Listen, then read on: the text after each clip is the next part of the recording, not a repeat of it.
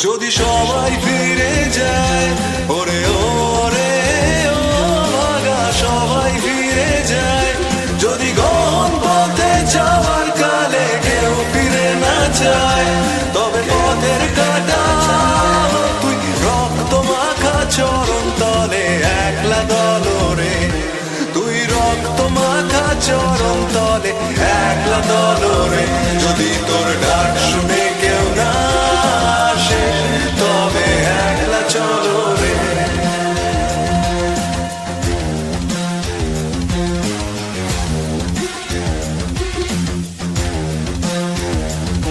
যদি আলো না ধরে, ওরে ওরে ও ভাগা আলো না ধরে, যদি ঝড় বাদলে আধার রাতে দুয়ার দেয় ঘরে, তবে বজ্রানলে আপন বুকের পাঁজর জ্বালিয়ে নিয়ে একলা চলো রে, আপন বুকের পাঁজর জ্বালিয়ে নিয়ে একলা চলো রে, যদি তোর ডাক শুনে কেউ না আসে তবে একলা চলো রে।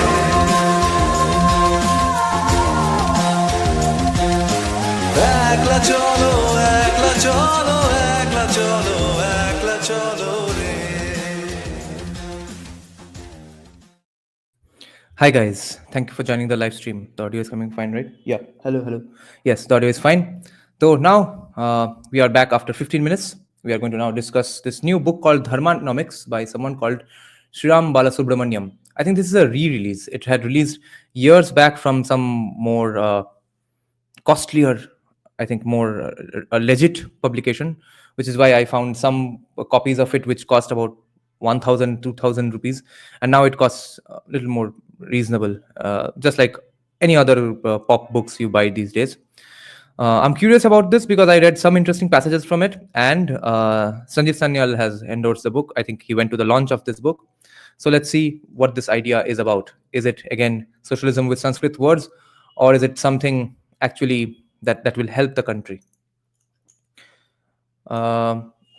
You have seen the light, yes. Ms. Early live stream, yeah, do check it out. You'll like it. Srijan, Joy Makali, Nave Vimarsh, Jai Sriram, Boss Don, hi, Rishi, Jai Bhairav Baba, Jai Bhairav Baba. Let's start.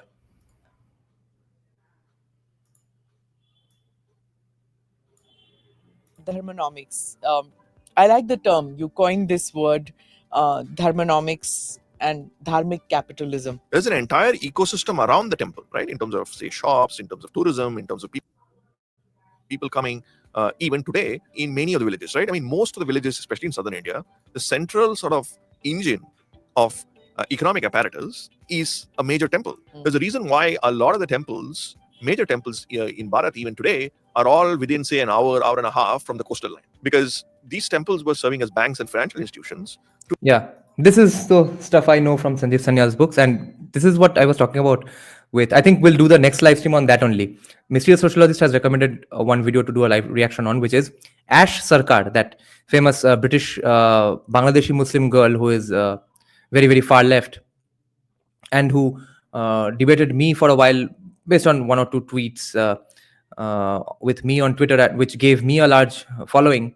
So she recently hosted hamare William Dalrymple, okay, and there they discussed the greatness of ancient India, etc.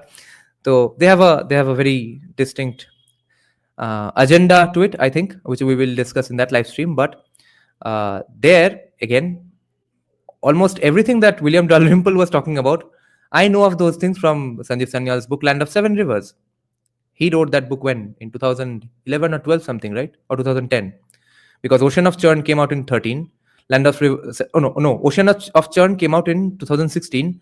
I think Land of Seven Rivers came out sometime between 11 and 13. Okay, so everyone used to say it's what. Of course, it did have some respect in some people's eyes for a while, because he used to get, Sanjeev Sanyal used to get invited to literature festivals and stuff. He had a pretty liberal circle and stuff, but they didn't know that these stupid Hindutwadis, these lathi-wielding Hindutwadis, all of a sudden will start reading books and will talk about what happened in the past, and not just demand banning of films and stuff. They were caught napping, of course. Remember that famous article by Ramchandra Guha that where are the right-wing intellectuals? So be careful what you wish for, bro. But then I gift Land of Seven Rivers to a friend of a commie friend, to a commie friend of a commie friend, who my friend is not commie anymore. But I showed Land of Seven Rivers to him. He gifted it to a commie friend of his, and that guy read 4 pages of the book and threw it away, saying it's RSS history, RSS manufactured history of India. Now William Dalrymple is coming up with those same things, and we are going to do a live reaction of that book. And what Mr. Balasubramanian here said, his name is Balasubramanian, right? So this stuff also we know. This is common knowledge among Hindutva youth now in Hindutva circles, but all this was, I think, first pointed out by Sanjeev Sanyal. But I got very pissed off listening to that discussion between Ash Sarkar and William Dalrymple, because one thing William Dalrymple kept saying was, nobody talks about this, nobody knows this, we never knew of this. So how did Sanjeev Sanyal know about this? How did he come across it? How did he stumble upon it? Who was stopping you from stumbling upon it? You had your own agenda back then, no? अब बोल रहे कि देखो ये सब इतिहास हमसे छुपाया गया है, विलियम डालरिम्पल भी बोल रहा है और एश सरकार मान भी रही है. To enable commerce. Wealth creators being demonized globally. Is that a healthy trend? Are they villains of society? Wealth creation is something that one needs to encourage, because without wealth creators, you don't get prosperity. Let's go back again to Kautilya, right? He saw economics as a tool to retain political power, because he believed in the view that wealth creators enhance society, enhance employment, enhance capital, enhance labor, and they make the society far more prosperous. Prosperity with welfareism, right? To ensure that, the poor are not left behind. Acha. Namaste, Jai Hind. You're watching or listening to another edition of the ANI podcast with Smita Prakash. My guest today is Sriram Balasubramanian, US-based that was first pointed out by Sanjeev Sanyal, author and economist, in Land of Seven Rivers only, whose areas of interest include macroeconomics and economic history. He's out with his new book, Dharmanomics. His earlier book, Kautilyanomics for Modern Times, is a scholarly look on ए भाई, मेरा coin किया हुआ joke किसने अपने नाम रख लिया? कौन हो तुम? अलग अलग लाइव स्ट्रीम्स पे कौन से नाम से आते थे? बोलो, show yourself. Astra.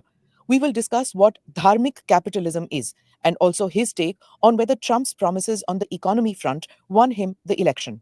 Thank you very much for coming on the podcast, Sriram. Thank you. 2 books, Dharmanomics and Kautilyanomics. Interesting play of words. I like it. So I want to know about the latest book, of course, Dharmanomics. It's a speed read, actually. You can finish it in a couple of days, or even in a day, actually, you can read it. Very interesting, especially for people who are watching from Singapore, Southeast Asia. If you live in Thailand, if you live in Vietnam, you live in Singapore, as I said, or Indonesia, do read this. People in South So is he a long-term friend of Sanjeev Sanyal? Acha, so did he learn of these things from Sanjeev Sanyal in a evening alcohol party or what? Singapore bros make Singapore great again. Singaporean Indians making India great again. India, you can see the linkages. Very interesting, and reading this book. What I want to ask you, Sriram, is that after Kautilyanomics for Modern Times, which the foreword is by Vivek Debroy, the late Vivek Debroy, and Dharmanomics.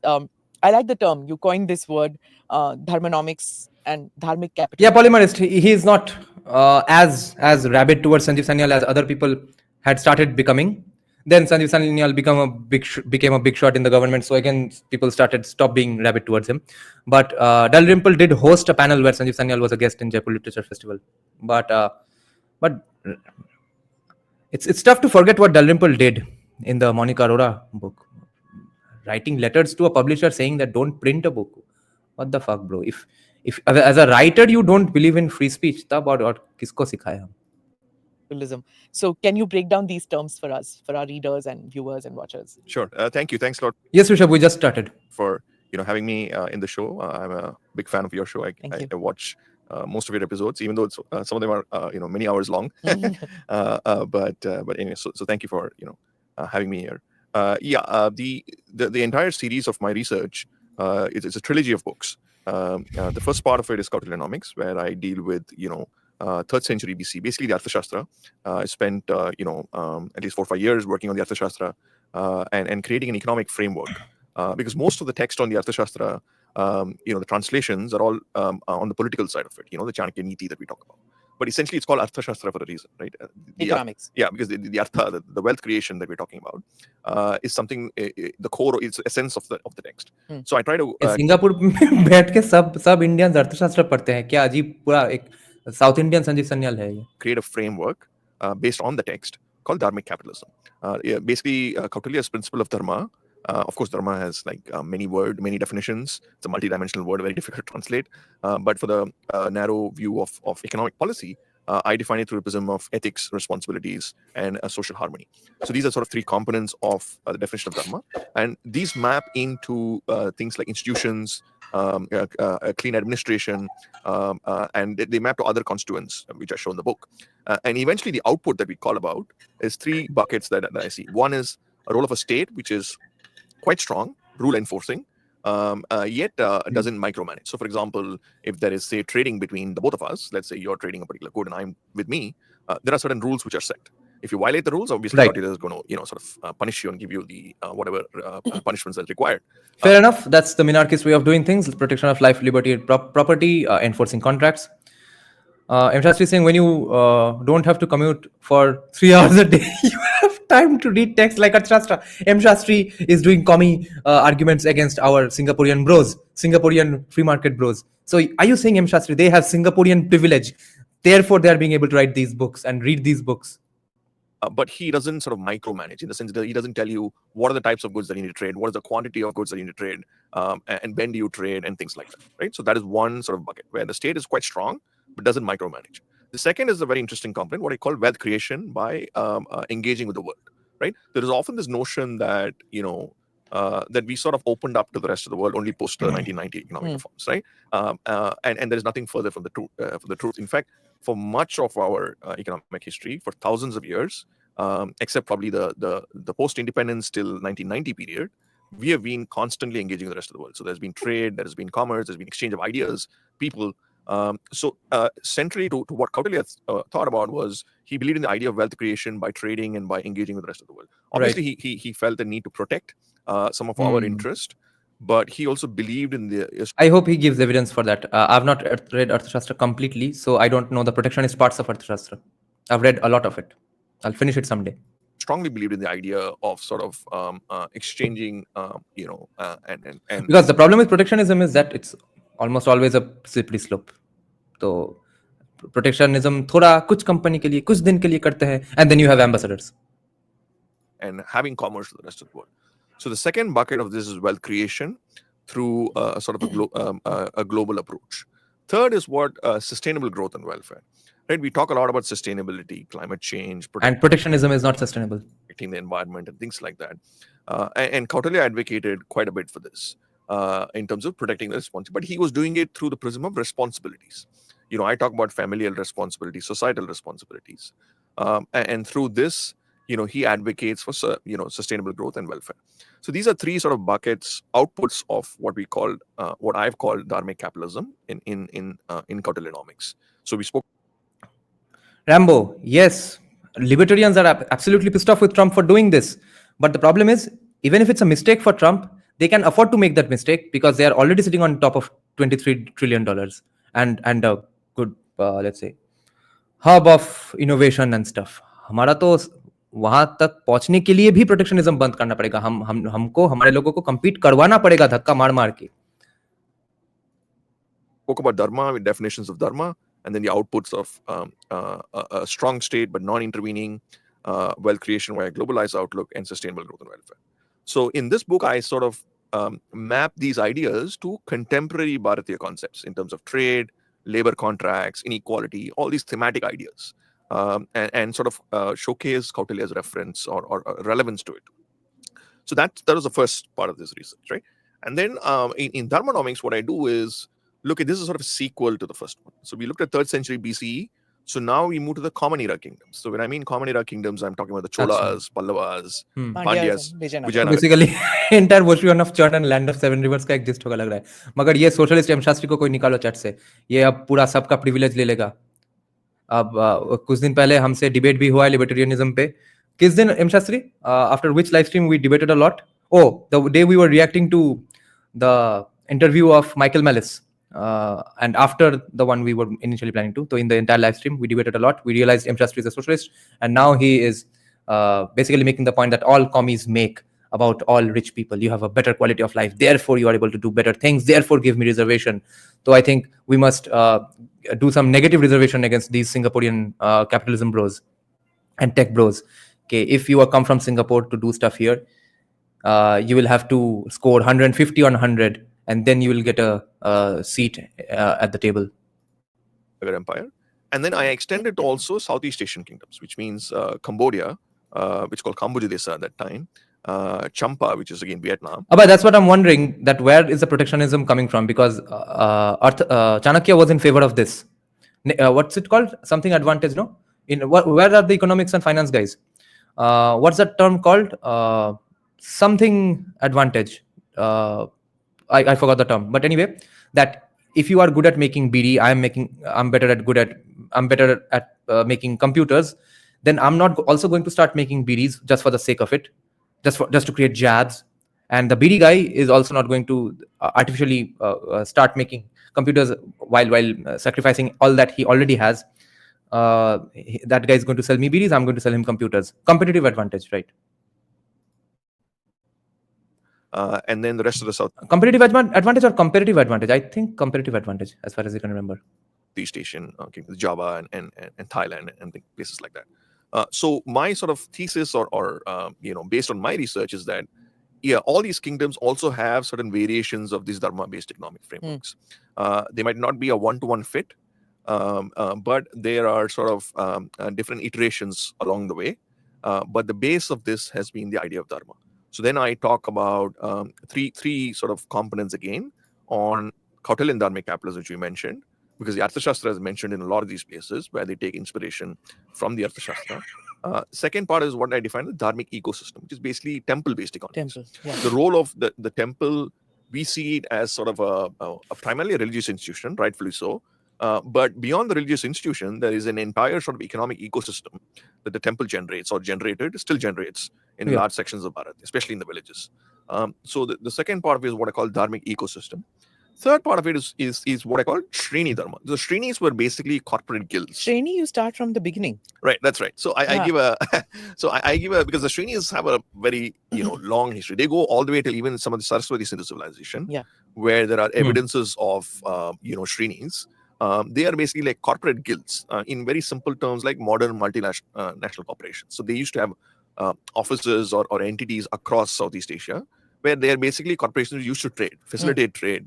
But not just trade, they had a much bigger role in terms of the socio-economic roles and political roles. And they used to finance a lot of these, entities like the Cholas and Pallavas and things like that. And they played a much bigger role. So they also constitute a very important part of what I call the Dharmanomics apparatus. So we have the Kautilian Dharmic capitalism, the Dharmic ecosystem via the temples, and then, of course, the Srini Dharma. Srini. Now, in the book, you draw linkages all through the book between governance and economics. And that dates back thousands of years. It dates, like you mentioned, Cholas, Pandyas, Pallavas, Vijayanagara kingdoms. Explain to us the linkage between governance and economics in these kingdoms and how it continued for centuries. Right. So in very, again, simple terms, right? We have the state in general. And then Rambo. That's the thing with equating EIC with every kind of capitalism, and Western style capitalism will do, and then again colonization will happen. But the problem was back then that it was absolutely true that elite Hindus in many parts of the country, and especially Bengal, did support the EIC in taking over from Muslim kings, because they were fed up with their atrocities, and not just cultural atrocities, because that was going on for 600-700 years. तब तो किसी को problem नहीं हुआ. Problem हुआ क्योंकि तब भोसरी वालों ने इकोनॉमिक्स पे स्टेट एडमिनिस्ट्रेशन में भी इतना चुतियापा करना शुरू कर दिया. Because that's when elite Hindus, rich Hindu businessmen said, okay, fuck this, I'm done with this. आप आइए गोरे साहब, थोड़ा बिजनेस कीजिए, इन लोगों को डंडे मारिए. We have the market. Right? These are two sort of pillars of what you call modern economic thinking, right? The state is basically... M. Shastri, so even this person is not going to recommend any policy based on Dharmanomics. That's disappointing. That's a problem. Then what's the point even? Then I can just read Arthashastra, or if unless he gives me a boiled down version of Arthashastra, that's I guess nicer. But yes, that's what I want from these people. Governments which give, they earn revenue from taxation, they invest in infrastructure, they stimulate the economy in various forms. And then there's a market. So the market sort of works on its own terms, and then there is competition, and then it produces bigger entities, companies, and things like that, and drives the economy. The role of dharma is sort of a foundational thing as viewed through these kingdoms, as sort of a foundational thing which enables both of these to work really well. So there was welfare state but free trade. Correct. And there was this blend. भाई That's what एक minute welfare state नहीं था. Welfare state not in the terms of unlimited freebies, ऐसा नहीं था. Welfare का जो translation है वो है योगाक्षेम, which actually might translate to the word welfare, but since it's not a clearly defined policy term, therefore it gets misused. Like fair trade, fair wages, okay, basic human rights, इस नाम पे तुम उसके अंदर कुछ भी चीज घुसा सकते हो. मैं बोल सकता हूँ कि having a mic is a basic human right because I am a musician, I am a podcaster, I need a mic, what am I going to do with a mic, you evil rich Brahmins. तो योगाक्षेम करना है, ये एक basic philosophy था. उसका मतलब ये नहीं था कि सब कुछ फ्री में बांटते रहो. तो वेलफेयर स्टेट के नाम पे हम आज का वेलफेयर स्टेट हम डिफेंड नहीं कर सकते just because in the English translations of Arthashastra it says welfare state. Seems from reading your book, right, a mix of the two, right, definitely. So if you look at it, like there was, because essentially all these are all political players, right? I mean, they're all even though they were monarchs and they had a lot of power, they had to keep their populace quite happy, because that's where the welfareism really comes in, because they want to ensure that the lower halves of sections of society were always sort of not overwhelmed on. They had to be taken care of. So they had a sort of a welfareist approach where they ensure that poorer sections of people are supported through a variety of these schemes, or something similar to, I would say direct benefit transfer types. in spite of wars being fought. What? Correct. Please citations. But anyway, there are some interesting welfare-ish things that the government did do, which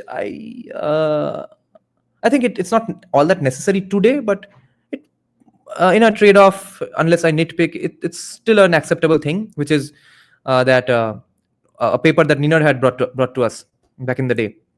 Okay, there was a huge flood or famine. We don't know exactly what caused it, but it was probably, तो बंगाल में तो typhoons होते ही रहते हैं, तो कुछ typhoon वगैरह की वजह से एक famine हुआ था. तो famine के तब उस famine के वक्त Bengal, which was an administrative unit under the Chandragupta Maurya Empire. So Chanakya is still, I guess, alive pretty much, but we have found seals now which say that from the Mauryan Empire comes this amount of free rice. And when you get back on your feet, when your civilization and your business is up and working again after you have recovered from this famine, you pay back that rice in whenever, as soon as possible, whenever you can, and when you are able to, and with the required interest. And that's the fascinating thing, right? If you really look at this period during this common era kingdoms, all these guys, I mean, the Cholas, Pallavas, Pandyas, all of them are fighting with each other in some form or the other during various phases. But right. One thing that was sort of common is that their economic prosperity was something which is, underlying economic prosperity was going on fairly well. Because if you look at the early common era period, most of the world's sort of GDP and GDP per capita, India and China were the top countries in the world. So that's why you see that a lot of the action was around the maritime trade in the Indian Ocean, because that's where the game was. And because most of the Middle Eastern trade, this was a sort of... These are pages from Land of Seven Rivers and Ocean of Chant. And University of Singapore, that's one country and one of those universities who even today are dead focused on merit and nothing else. It's insanely tough to get into and survive in those institutions. Singapore prioritizes merit. You won't believe until you have friends who study there, or unless you have studied there yourself. तो पता नहीं हमारे सपने कब सच होंगे. वैसा ही एक situation हमको यहाँ भी चाहिए, because it incentivizes studying more, etc. and for the entire mass. And a few days back, Mystery of Sociologist gave me this idea that we can, if not even if we have to, let's say, eliminate reservations, we can still say there will be scholarships for maybe lower caste people or for poor people, which kind of there are in some form or the other, or some based on some charities here and there. But there will be state-funded scholarships for specific uh, amounts of extra grades, extra brilliant grades. Then maybe we can have a conversation. At least I would still oppose it if it's based on caste and stuff. But since it after all incentivizes even better productivity and better merit, then it's still acceptable. It's still a little defendable. So not the ulta here, which we have today, is the incentivization of bad marks and bad productivity and bad competitiveness. Of a segue to both the rest of Asia and from the Middle East. So that's why, for example, the Cholas had a lot of their ports on the southern coast, and they were sort of transient trades. I mean, let's take Singapore, for example, right? So Singapore is sort of a central place which takes you to the rest of Asia for a lot of commerce to happen. But much of commerce doesn't really happen in Singapore because it's a very small place, right? Similarly, in a lot of the ports that the Cholas had, it was a lot of these transient ports, but they played a very important role to ensure that the trade and commerce was happening. So it was something that, despite the wars, despite a lot of geopolitical tensions, I think the principles that these Rishabh, kings, mainly kings, and of course whoever was the population as well. But income, wealth inequality was very, very different back then, right? So the baniyas, of course, gave dans and stuff whenever possible. But the baniyas, the merchants who were taking loans, they came back with the interest payment on those gold loans. So that was an earning for the temple anyway. Plus, the king was taking care of it to a large extent, but it was mainly running on good economics of the entire state or the entire society.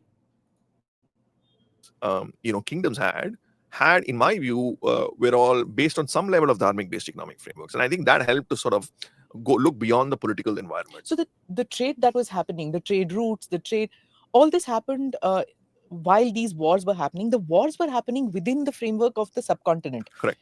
Whereas when they traded with modern day Vietnam, Cambodia, Kampuchea, or you want to call Kambuja, whatever you want to call it, or Thailand, right up till Java that you're talking about, the wars didn't go there. Yeah. Only the trade happened, cultural linkages happened, religiosity and religious linkages happened, but the wars didn't expand there. Yeah, and also when until Cholas went there and fucked their shit up because they were harming the business around that place. People conquered, right? It's very important to understand. Let's take the example of Cholas, right? We all know that Rajendra Chola, which is Rajaraja Chola's son, he went across Southeast Asia and conquered or had battles in many of these places. Kadara, which is Kedah now, is one of the sort of known places. But there's a reason why the Cholas did not rule these places. Yeah. See, once you go all the way till Southeast Asia, logically you should go and rule there for some time, right? Yeah. Because the underpinning reason behind, one of the reasons behind the conquest, for example, was to do with the guilds that I spoke about, the Shrenis that I spoke about. So there was a guild called Ein Nurvar. In Tamil, it means 500. In very... Finally, something I've not read in Land of Seven Rivers and Ocean of Churn. But by the way, Rishabh, remember there were massive amounts of foreign donations in the significant temples as well. It was actually started in Karnataka, but it expanded a lot during the Cholas. It was one of the biggest guilds of those times. They played an important role in financing the Cholas and a much bigger political role. So they were trading. So they had entities across Southeast Asia. So they were trading, and China was one of their major destinations for trade. So they were going through, again, the Singaporean Straits of Malacca belt. And there what happens is the Srivijaya kingdom, which is ruling the contemporary Sumatra, Indonesia. So they had a sort of a tiff with them, where they're not allowing these guilds to trade. On top of it, the Cambodian king at that time was also in touch with the Cholas, and do you remember I told you all this story just a few days back? I read it in Land of Seven Rivers, and then when we discuss Ash Sarkar and William Dalrymple also, he will come up with stories that I've read in Land of Seven Rivers, things we never knew apparently until 2024. But anyway, the Cambodian king at that point even sent a full chariot to Rajendra Chola. He had some geopolitical conflicts with the Srivijaya kingdom. And this led Rajendra Chola to go and conquer, so that the trading routes were cleared, so that they could, go through. And then the geopolitical alliances that he had with a lot of these kings were also sort of sustained. So that led them to conquer and move. So what I'm trying to say is war and conquering was not the primary motive, right? Cultural exchange became a natural sort of extension of it. Extension of trade. Yeah, extension of trade. I'll give you another example, right? So in Cambodia itself, Cambodia is basically what I call Cambodia is contemporary Cambodia, but in the post-Funan period. So when I'm talking about post-Funan period, it's about early CE. How many of you all know the story of how that Funan dynasty was started? And interestingly, it is similar to the word funin, meaning funny, F-A-N-I, of course. And it has something to do with Nagas, of course. The Naga princess Soma, who abducted and made, who was that king? That Brahmin king from the Pandya dynasty, or which dynasty? I forgot that story. His ship was shipwrecked in that area, and that woman finds that guy really attractive and forces him to marry her, and that's where this dynasty starts. No, am I talking about the Khmer dynasty? Shit, I forgot. Lol. It's probably the Funan dynasty. Yes, Pallava. Yes, that Pallava king was basically he had to marry that princess Soma under the threat of death. Condinia, yes. Say about till about 6th century CE. Geographically larger than what Cambodia is today. Correct. A bit larger, much larger than what it is today. So during that period, one of the theories is how sort of these Hindu civilizations came about. That is, one theory is that a Vedic Brahmin from Kanchipuram, from a Pallava lineage called Kaudinya, he traveled he traveled all the way to Cambodia for trade, and then he marries a local prince called Soma, and then they start a family and they start this kingdom, right? And that's how this is one of the theories which says that that's how this lineage began. Like what happened with Korea. Correct. The princess from Ayodhya. Correct. But that was not done under duress. There was consent. हमारे कौंडिन्या के पास बेचारा consent भी नहीं था. Yeah. So what I'm trying to say is a lot of common linkages of people who keep moving around for a variety of these reasons were happening, irrespective of the geopolitical element, and that led to a sort of a transfer of knowledge and transfer of culture as an extent, and that became a permanent presence. Because even today, when you go, right, let's take aside the non-functionality of these temples and institutions, right?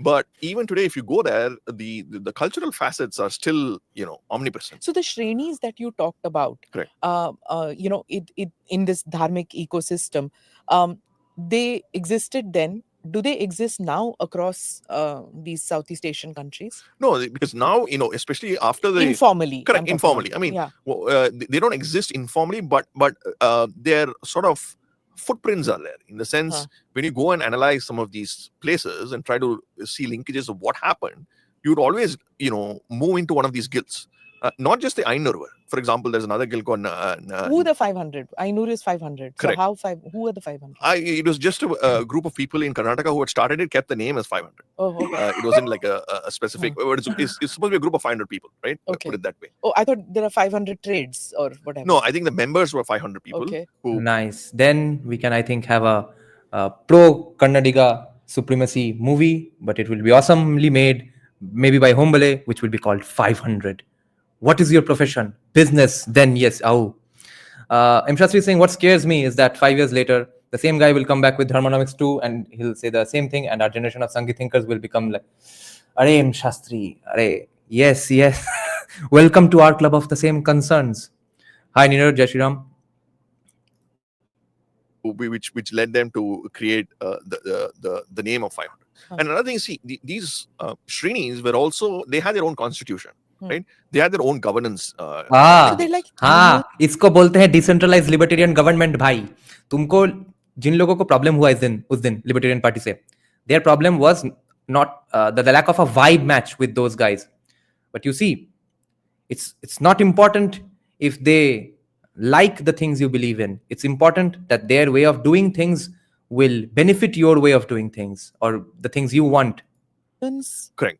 No, I would call them corporations. Corporations. Yeah, it's sort of a multinational corporation, put it that way, but in a scale probably much lesser than what we are today. And I bet you they were a caste as well. But for those times, it was still something that was significant, and they had their own governance structure. Decentralization. And each of them had their own sort of unique governance structure. Decentralization. And these governance structures are also based on the idea of dharma. like like they used to have certain principles for each of their guilds, how they want to function. Because see, all these guilds are very very egalitarian, right? They were very inclusive. They had people across walks of life. As long as you Egalitarian today means diversity at the sake of, in spite of low merit and stuff. It was not going to be back then. you had some commercial sort of background, you could enroll yourself here.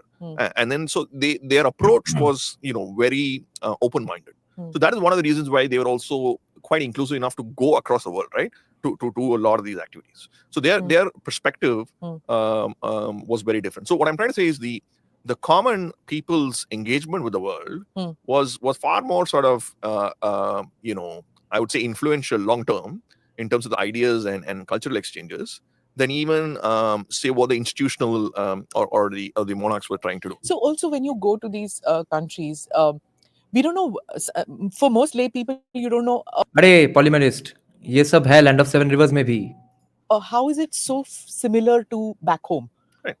Especially for people from South India, when they go, how is it so similar? Of course, people will say, oh, okay, the food, the temples and things like that. But there's a whole ecosystem around that. You have a temple and you realize that there is a lane which is selling jewelry. Right.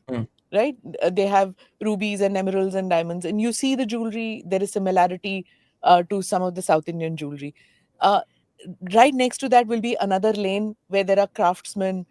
There's a crafts bazaar. Right. You go further down or you see another gully that linkages. So, the word Shreni is actually also that. Right. There are various linkages like this. And this is what runs all through Southeast Asia. Anybody going to these places. Right. So when you start talking about temples in the Chola, Pallava, Pandya, and the Vijayanagara and the whole ecosystem around that, it is similar in all these countries, right? So take us through that now.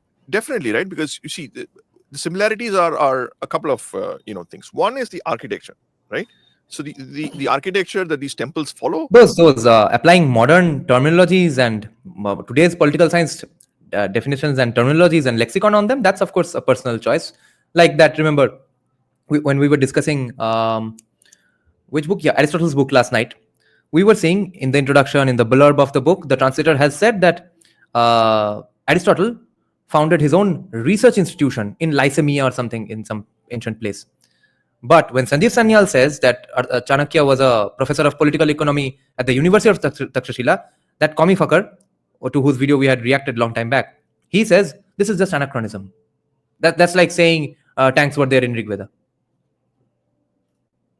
Some of them is a combination of Dravidian architecture. Some of them is combination of North Indian architecture.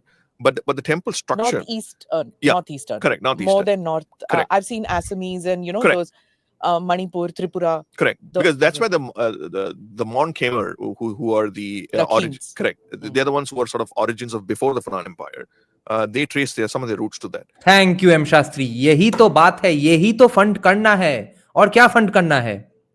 I'm not saying completely shut down academia. If at all you shut down, then okay, fine. YouTube will take over even harder, and every academic who wants to be an academic will have to hire a YouTuber or an YouTube editing team and stuff to pursue their passion if they're really so fucking passionate. But तुम बंद तो नहीं कर रहे हो, तो ये सब फंड करो. ये सब तो फंड नहीं हो रहा है. ये सब कब फंड होगा मुझे पता भी नहीं है. I don't think they are going to fund this anytime soon, because you know the vibes that come from the Indic-minded scholars that do get hired even today, right? They are the same people who will say casteism never happened because it's written in Gita, or casteism happened because of the British, or casteism happened or casteism didn't happen because it was a Portuguese word, etc.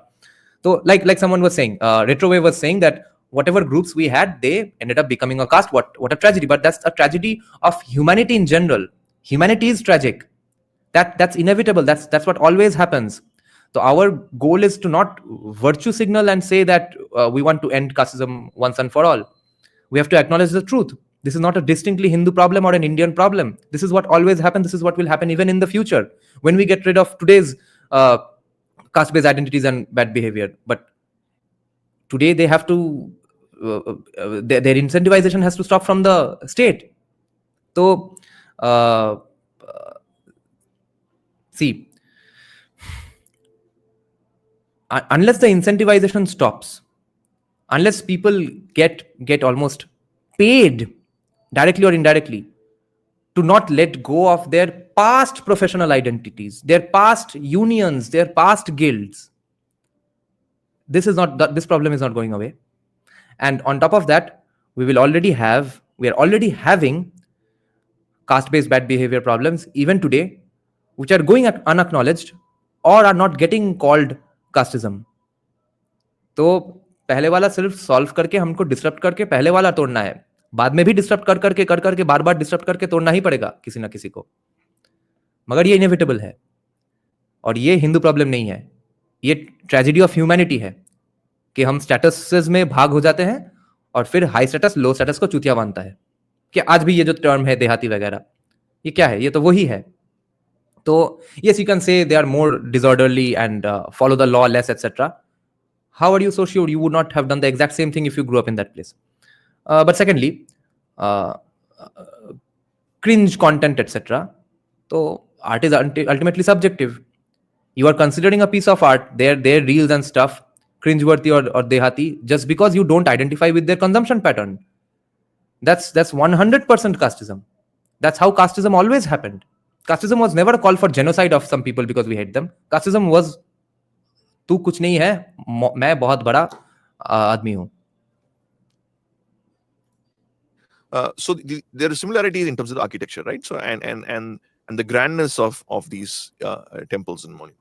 Two is what I call the way of life, right? Which you talk about in terms of food, in terms of culture, in terms of exchanges, in terms of festivals, right? I mean, Kartik Purnima, for example, is celebrated across these places because a lot of them were trading from Orissa, or the coast of Orissa and Kalinga and all these places into Southeast Asia.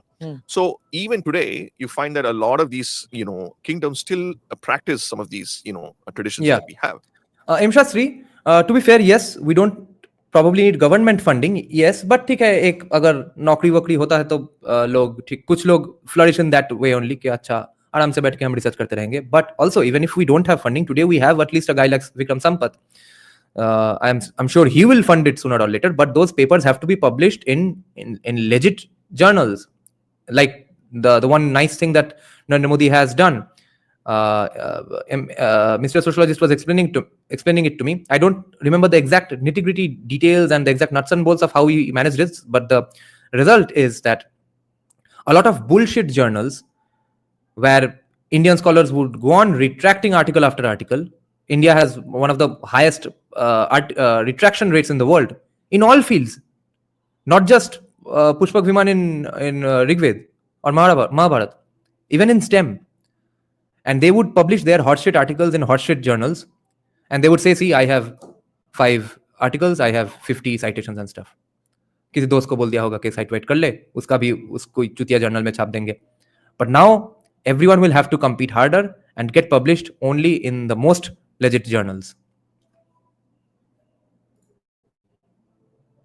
So the second part of similarities is in the cultural exchanges, in terms of food, in terms of their the so-called way of life that we're talking about, right? So these two similarities are very, very stark. Sorry for interrupting this man again, but a great point here by Polymerist. But this is exactly what Japan did. आज जो इतना Japan standing होता है कि Japan वाले हम Japanese जैसे क्यों नहीं है. अच्छा 10 साल पहले तक तो था कि हम अमेरिकन जैसे क्यों नहीं है. अब उन लोगों का थोड़ा वो किस्म का चुतियापा हो गया 10 साल के लिए, 8 साल के लिए वो भी, इसलिए अब अमेरिकन बनना कूल नहीं है. Like I find it most hilarious when people say that why is your English so American? Bro, why is your English so British? अरे ब्रिटिश वे ऑफ इंग्लिश बोलना ठीक है, अमेरिकन वे ऑफ इंग्लिश बोलना गलत है, क्या अजीब चुतियापा है ये. So this is exactly what Japan did. Do you remember the 2 papers on how Japan got rid of its caste system by ushering in capitalism? वहां पे we read who the scholar is, who is he funded by. It's all Japan is institution this institute of Japan, etc. They are funding academics of all races and colors all over the world, going on saying, see, yeah, we had casteism, we got rid of it, and see what a great society we have. आज तो मतलब कुछ दिन बाद भिखारी भी बन जाएगा, मगर अब भी वहां से टस से मस नहीं हो रहा है. और जापान पे आज भी मोनार्की है, उस पर कोई ज्यादा लोग बात नहीं करते हैं. उनका खुद का फंडिंग है. उन लोगों ने ये नहीं बोला कि नहीं, what who cares what happens in the West. put it that way. Third is just So I'm concluding that the good vibes that people get from Japan today is definitely a result, among other things, of the things that academics have said about that country.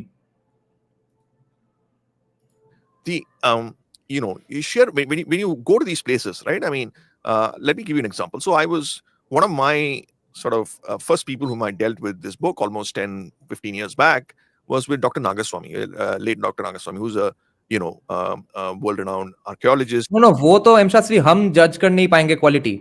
हम अब हर publication हम तुम थोड़ी बैठ के ढूंढेंगे. अच्छा ये आइडिया तो ठीक है, अब इसका साइटेशन भी चेक करते हैं, उसका साइटेशन जहां से है वो आर्टिकल पूरा का पूरा पढ़ लेते हैं, उसके बाद डिसाइड करते हैं हाँ ये ठीक ठाक रिसर्च लग रहा है. ठीक ठाक रिसर्च का एक स्टैंडर्ड है कि बढ़िया जर्नल्स में तुम पब्लिश कर पाए कि नहीं, तो वहां पे ही पुश करते रहना है. नहीं तो how are layman going to find out even about those papers और going to trust those papers? He spent decades working on the subject. In fact, he's one of the persons whom I dedicate this book to, because the work that he's done was amazing. So he used to tell me that in Cambodia, every village had a Shiva temple or a Shivling temple at some point of time. But when I was traveling through Cambodia, I think you'd also realize that as you walk through, you will see Shivlingas like every other place. Yeah. So, in fact, you said this, that the Khmers owe their heritage to Kamrup. I'm quoting, correct, which is modern day Assam in northeastern Bharat. Sandeep Sanyal mentions this as well. And in fact, Sandeep Sanyal met one guy in Champa in Vietnam. There are a sect called Cham Hindus. So he met a Cham Hindu professor of history, and he was having tea with that guy, with that man in a street side tea stall. And he said that he said to Sandeep Sanyal that we still consider India our most sacred place, and we believe that after our death, Nandi will carry our soul back to India, where our spirit originally belongs to.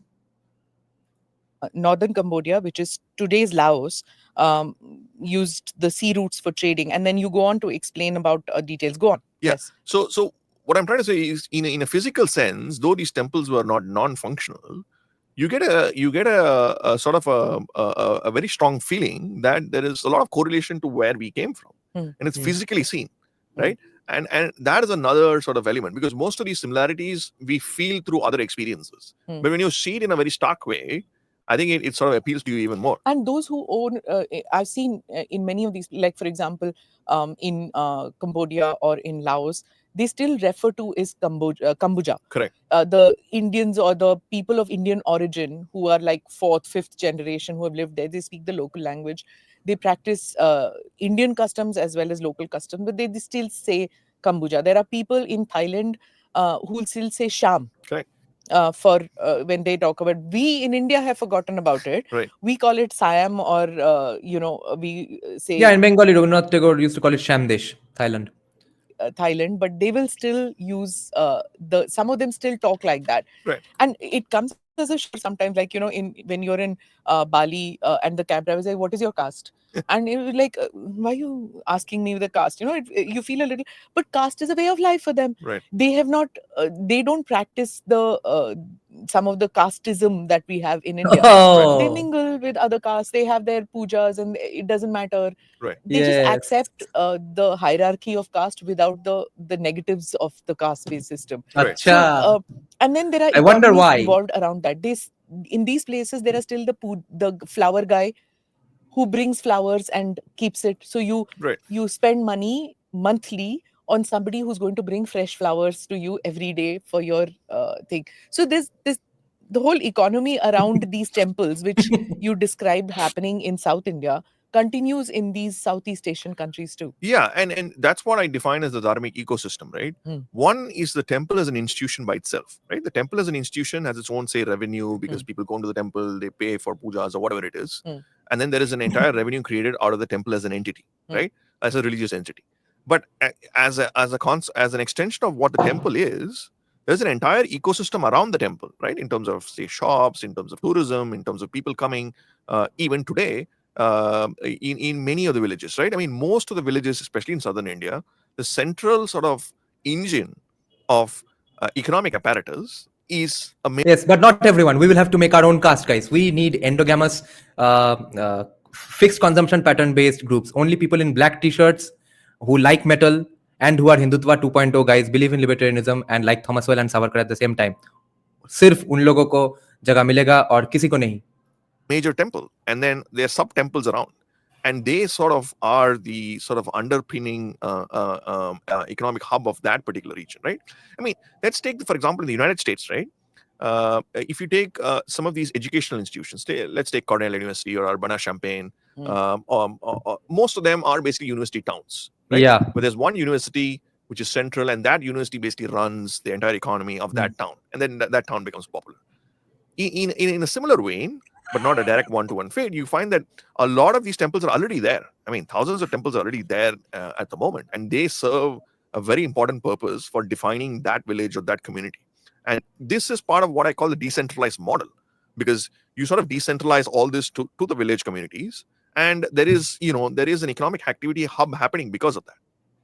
Similarly, I mean, this is, in those times, if you really look at it, the temples played like 4 important roles, right? One is they were, large employment generators, which means because of the fact that they owned a lot of land, there was a lot of employment created because of the temple, right? Not just the religious part of it, but the non-religious part. Second is they serve as financial institutions, right? There's a reason why a lot of the temples, major temples in Bharat even today, are all within, say, an hour and a half from the coastal line, because these temples were serving as banks and financial institutions to enable commerce.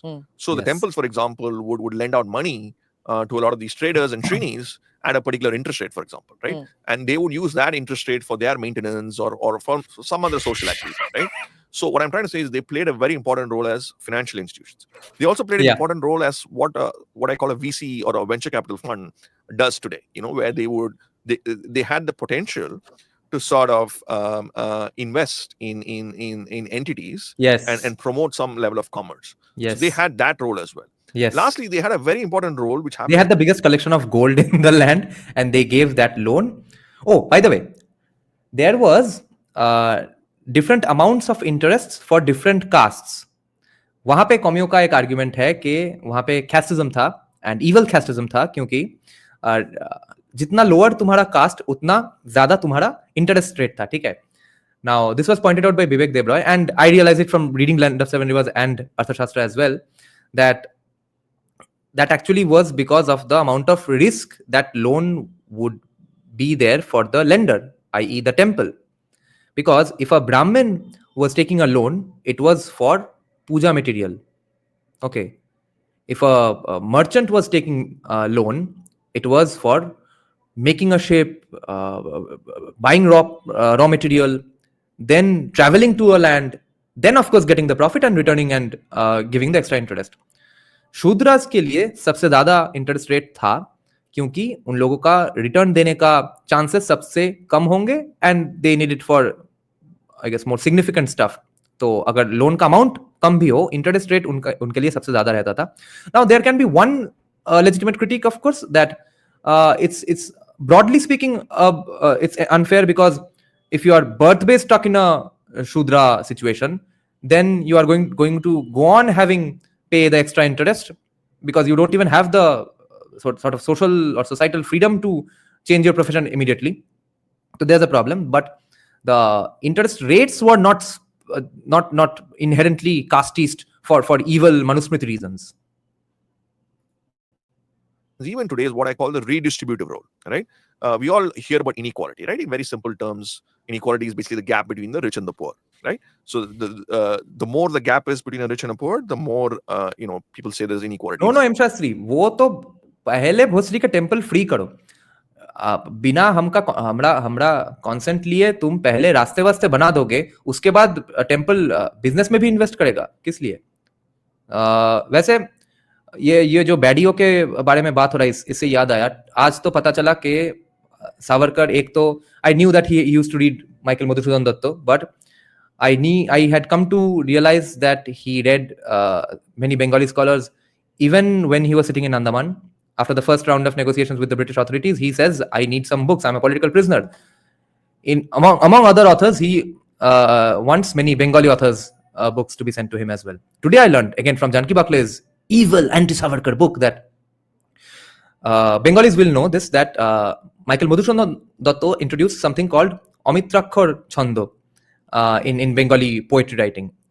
Savarkar was inspired from him and then started inculcating or instilling Amitrakshara Chanda in Marathi poems as well. Then I learned from a hilariously written sort of a banterish uh, letter written to his younger brother, just how an elder brother would speak to his younger brother even today. He says, like basically, क्या भाई क्या चल रहा है, मतलब प्यार व्यार में फंस तो नहीं गया कोलकाता में जाके, and he says, have you lost your I mean, have you lost track of your time and stuff? Have you fallen for those? Has any of those clever Bengalis stolen your heart away? But don't lose anything else. But jokes apart, I would not have a problem with a Bengali sister-in-law. Society. So you ideally want to provide support to the poor and so that you try to reduce the gap. So especially, for example, in the Vijayanagar Empire, if you look at the plates in the Tirupati, temple, it clearly states that a lot of these temples were endowment-led financing. That is what basically what happens is a bunch of rich people, say in the community, invest as an endowment into the temple, and the temple and invest into the temple's operational cost and provide. No, but before that, you mentioned that how do they acquire the land? Correct. The reason I'm asking, bringing this in, and I want people to read the book for this reason, is because when the Ayodhya temple was built, Shastri, hypothetically, your argument is correct, and I'm not opposed to just starting conversations. But you see, since the regulators are in institutions, and institutions look after their interests first and foremost, because every institution is a caste. Remember, they will operate like a caste, and therefore what will end up happening probably is that they will regulate temples with the extra excuse of them being now financial institutions as well, और जो अब तक का जो regulation है और जो पैसे हड़प लेना है वो बंद भी नहीं होगा. मैं तो बोल रहा हूँ कि पहले वो बंद करो, उसके बाद वो टेम्पल और कुछ कर सकता है, उसका चैरिटी, उसका बिजनेस में इन्वेस्टमेंट सब होगा. मगर मुझे तो लगता है your way of pursuing it might allow or let the bureaucrats think that now, yeah, it's an excuse to do both. Then regulate them for both these reasons. कि एक तो है casteism हो जाएगा वहाँ पे, या फिर funds misappropriation हो जाएगा, और फिर ये तो financial institution है, करो भोसड़ी का regulate. And subsequently, there are criticisms which are coming up that, people bought the land for the temple, and then from around the temple, it was bought by people, and the locals sold the land. They didn't get much, and now the value of the land has increased. But in your book, you write also that the locals also benefit when this happens. So, yeah, that's the beauty of economic prosperity. Buddhadev, I don't think all temples had Nagar Vadhus. Did all temples have Nagar Vadhus? Because as far as Arthashastra is concerned, I don't know if it happened later on, but there were specific basically red light areas and prostitute houses on their own only, and they were regulated by the government. They didn't have to be associated with the temples. So first, the land is bought by the temple. Correct. And the taxes aren't charged because Correct. they know that the local population is going to benefit by a temple coming up out there. Correct. So go into that first, and then the endowments which come to the temple. Yeah. So basically, the thing is, even though these are all monarchs, right? I mean, there are a lot of private land was available, right? I mean, the kings had certain amount of personal wealth, but beyond that, they were sort of supervisory of the public land is available. So the temples had, because of their wealth and their presence, they were able to buy a lot of these properties. And these properties were again, given to people like with tax exemptions, for example, so that they can participate in activities, commercial activities, which over a period of time is supposed to give them benefit, right? And that's how that ecosystem, their argument was that over a period of time, either 5-10 years or whatever, this ecosystem would develop in a way where that area will really benefit from the creation of these entities like the temples and things like that. So there's birthing pangs for the first couple of years when Correct. people have to give up their Correct. land. Correct. But it benefits in the not just long run. It just takes a couple of years Right. for temple activity to begin. Correct. In that area. And commercial activity. Correct. And note that this is. And Rishabh, that has to be that has to be decentralized, right? Because if some community or if some temple screws up, the effects of that should not be on the entire fucking country.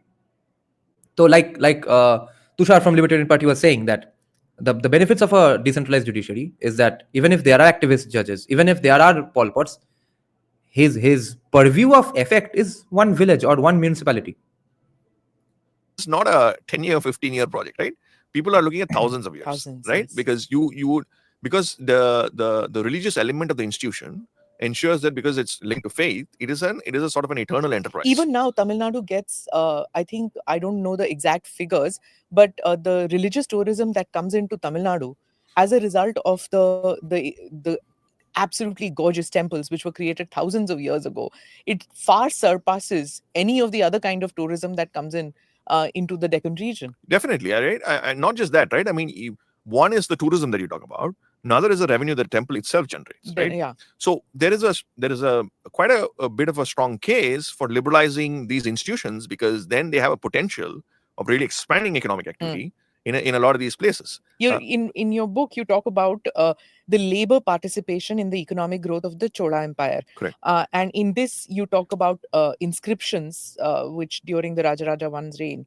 And just to explain, many people who go to these temples, they don't figure out what these inscriptions are, because if you don't know the local language, or if you haven't studied much, you don't have a guide who explains it to you, you really wouldn't know, because there's just the male male employees or people who benefited. There were temple servants. These are dancing masters, musicians, drummers, singers, accountants, parasol bearers, lamp lighters, watermen, potters, washermen, barbers, astrologers, tailors, carpenters, goldsmith.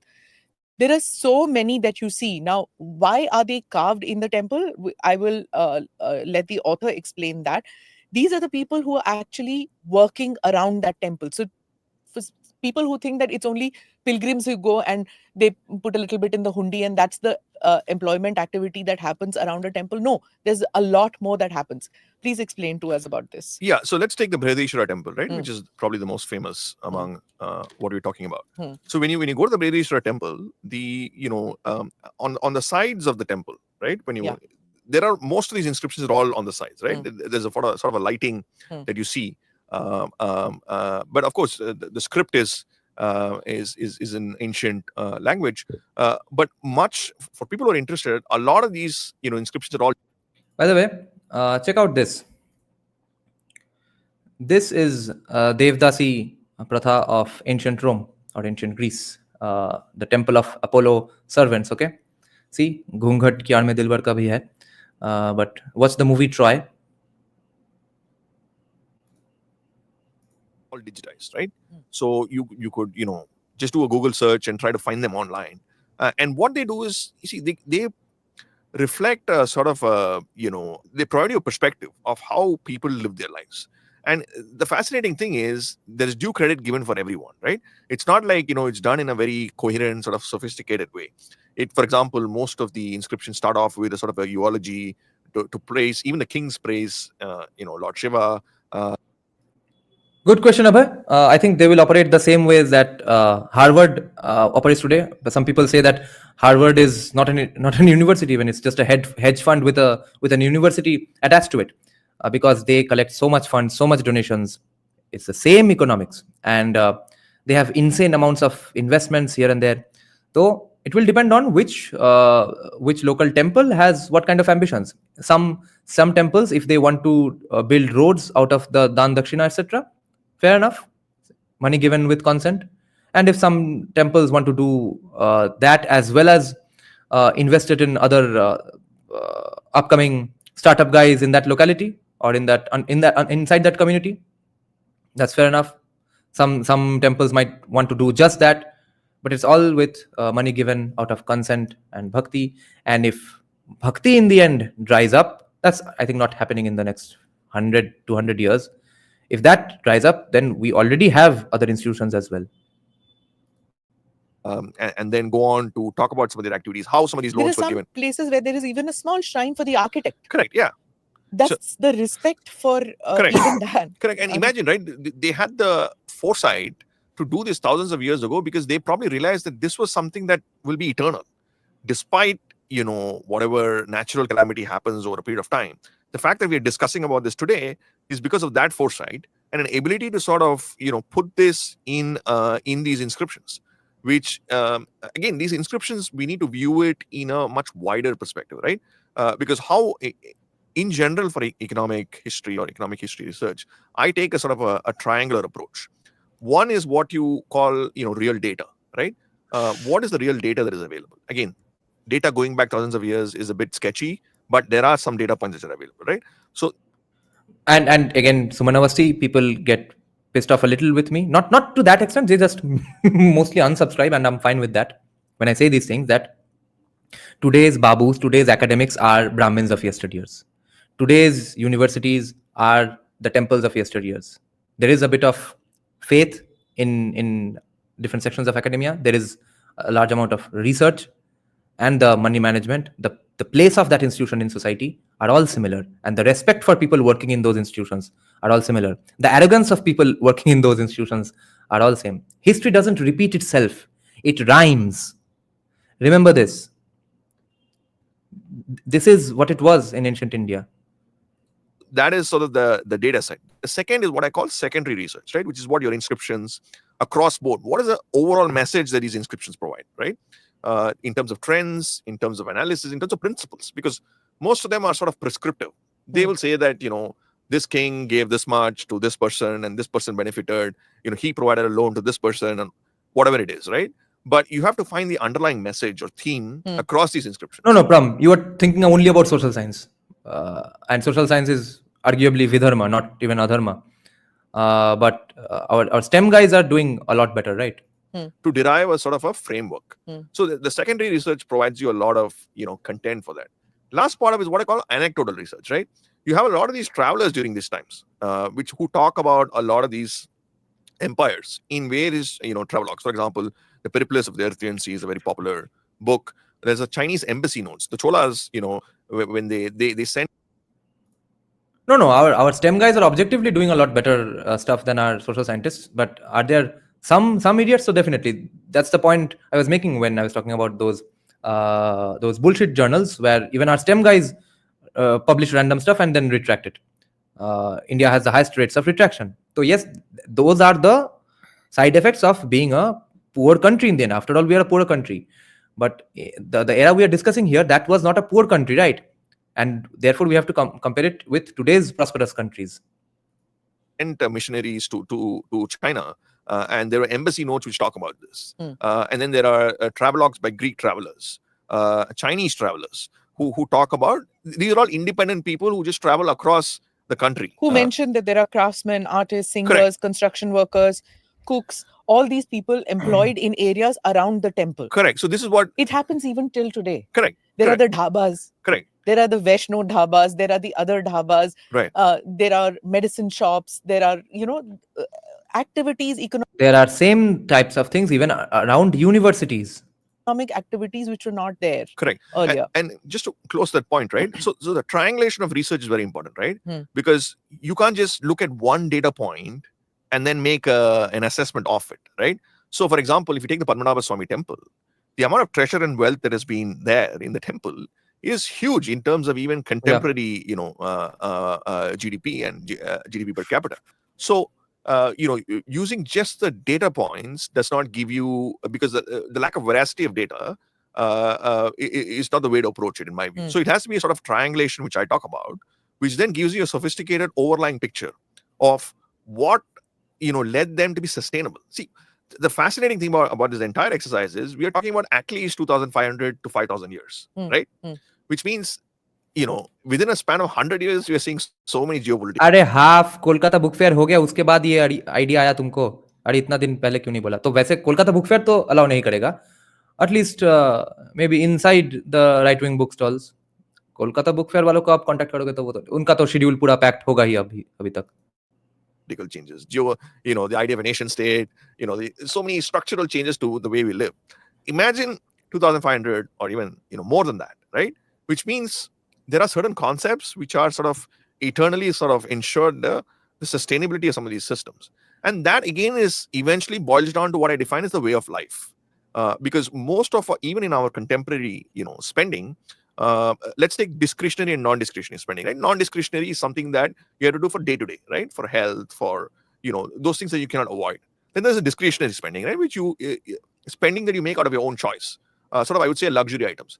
Most of the discretionary spending is linked some form or the other to your cultural activities or cultural ecosystem in some form or the other. For example, if you want to buy your clothing, right, most of you do it either during, say, a Diwali or during some other major festival, right? If you look at the UPI transactions even today, most of this during the festival period, cyclically, really, the transactions are much higher, which means that what I'm trying to say is, for the discretionary part of it, we still use Festivals. the cultural ecosystem as sort of a driver of our decision making, right? Yeah. And that extends to even economic choices that we make everywhere else, right? And in the case of India, in Bharat, this is far higher propensity than in other countries. Isn't it the same in the Western nations? Christmas is where most of the sales happen. Even, I mean, if you see globally also, diamond jewelry, diamond sale of diamonds, that happens at that time. Big purchases of land and all happens at that time. Acquisition happens at that time. Right, definitely. But the fact that through the year we have so many festivals and so many sort of Okay. ours is, I mean, at least the Bharatiya sort of It's not life- one festival. Okay. correct. It's sort of across the year. And in the West, see, the amusing thing is that in the West, people have done a lot of research on this. Gary Becker, who won the Nobel Prize for economics, started some of his work on some of these, on the role of cultural discrimination and things like that. George Eccleston, who won the Nobel Prize in 2001 on asymmetric information, he's done work on identity economics, right? On the role of identity and society and culture, and the role of norms and narratives in economic decision making. So what I'm trying to say is, this is not some niche topic. I mean, there's a lot of contemporary research which is done outside Bharat, but unfortunately, we are the cradle of cultural civilization. And one of the attempts here is to also sort of establish a qualitative framework which tries to give you a perspective of what this way of life is. Because if this way of life, which is proportional or has a lot of significant correlation with our economic decision making, can be studied further, then it can also make policy far more effective, right? If you're able to sort of understand this a bit more. Say, for example, the Mahakumbh is happening. So the Mahakumbh will have the greatest, largest, I think, congregation of people across probably the world at one point of time.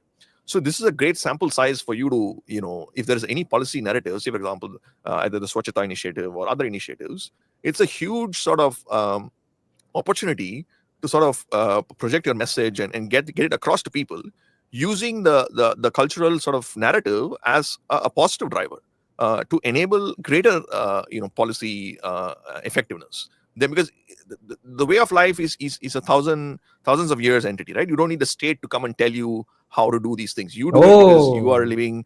Your cultural background provides you the impetus to do it, right?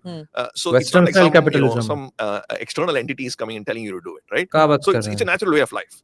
So if policy can be aligned to this natural way of life rather than the other way around, Oh, where a bunch bro, of people sitting in this is the basis, fundamental fucking basis of libertarianism. What the fuck? Delhi, tell you for what to do, and the people have to adjust their lives to that. You rather have it the other way around. Then it becomes far more effective because you're aligning to what the people are naturally sort of aligned. Okay, I'm going to come towards wealth creation in the campaigning that one saw happening in the US. A lot of parallels one saw even in the 2024 elections in India, where there was demonization of wealth creators, crony capitalism, justified, not justified. That, of course, It was a fundamentally anti-Hindu thing to do, and when Nehruvians did it, not many people had a problem with it. Not even the trads who are Gandhian socialists. Only and only Savarkar would have had a problem with it till the time he saw it with his own eyes. Maybe a few close confidants of his, and the people like in the Swatantra Party and stuff. It's politics in that. In your book, in Kautilyanomics, you talk about wealth creation, of which Kautilya mentions, and he says consumer is king. Wealth creators being demonized globally. Is that a healthy trend? Are they villains of society? That's the Christian morality trend. That's egalitarianism. Even in a country which is like the citadel of capitalism. Explain that. I think wealth creation is something that one needs to encourage. One needs to because without wealth creators, you don't get prosperity. I mean, let's go back again to Kautilya, right? the reason why Kautilya was a political advisor. So his main aim was to actually ensure that his king retained political power. He saw economics as a tool to retain political power, right? He saw even annexation as a tool of political and economic power, and which is why he says that annex karna to sab rajao ka dharma hai, because his Arthashastra was sort of a manual for all the kings in the land. I mean, people opposed to Chandragupta Maurya wouldn't say no, Arthashastra, who cares what happens in Mauryan Empire, nahi padhenge bhosri ka, aisa nahi tha. तो he says that अब annexation तो करना है, जितना जितना हो सके InvIT करते रहो, तुम्हारा लैंड बढ़ाओ, better wealth collection, and then we can run a good society and stuff, better revenue collection, and we can maintain a good area of good economics and business, etc. But the one thing he says to those kings is that when you annex a kingdom, your first duty is to learn the customs of that kingdom, not hamper their customs, and in fact go and join the processions with the locals and celebrate their festivals. So yes, this brings to the question someone was asking, that some historian has said that the life of poor people remained largely the same, whether it was in ancient India or medieval India. That's somewhat correct, but not entirely correct, because yes, it was true that in ancient India it did not matter which king won or lost until it was an distinctly evil or bad king like Ashoka or his descendants and stuff, or like when Shashank of Bengal passes away and 100 years of lawlessness takes over. That's of course a problem with bad kings, but largely it didn't hamper the lives or didn't alter the lives of anyone. But during the 1500s onwards, the Muslim kings started screwing with the economy to a large extent, and that's when poor people suffered a lot more than they were suffering under Chanakya. एकदम exact same था, ऐसा नहीं है. Sees Artha as a precondition for political power, which means wealth creation as one of the bases, because he believed in the view that wealth creators enhance society, enhance employment, enhance capital, enhance labor, and they make the society far more prosperous, and that prosperity will lead to political sustainability. Prosperity with welfareism, right? To ensure that the poor are not left behind. So what I'm trying to say is, even in all these kingdoms that you see, there is a certain, there's no taboo for wealth creation, right? In fact, there's no taboo for even debt financing, right? एक पूरा cast है सिर्फ wealth creation के लिए, तो wealth creation कैसे taboo होगा? We talk about moral complexes in buying loans and things like that, right? Yeah. Even in the Arthashastra, there are various principles. You talk about how do you get debt, how do you finance debt, what are the interest rates? Right. And by the way, for those of you who all didn't check our Aristotle live stream last night, I observed an insane thing. Poetics by Aristotle is written in the same way that Arthashastra is written by Chanakya, and they were kind of contemporaries, right? So first of all, both of these works are written exactly like research papers. There are citations of other scholars, past scholars, etc., and a list of things they argue, they agree with on, and a list of things that they disagree with. But there's an extra thing that I had found only in Arthashastra, and yesterday I found in Poetics as well, is that there is a ranking given for every group of, let's say, 5 or 6 solutions. Okay, let's say I say that using this mic is a great thing, and some guru has said you must not use Lewitt mics, you must use Audio-Technica mics, and I say no, I disagree with him. I think Lewitt mics are better for these reasons.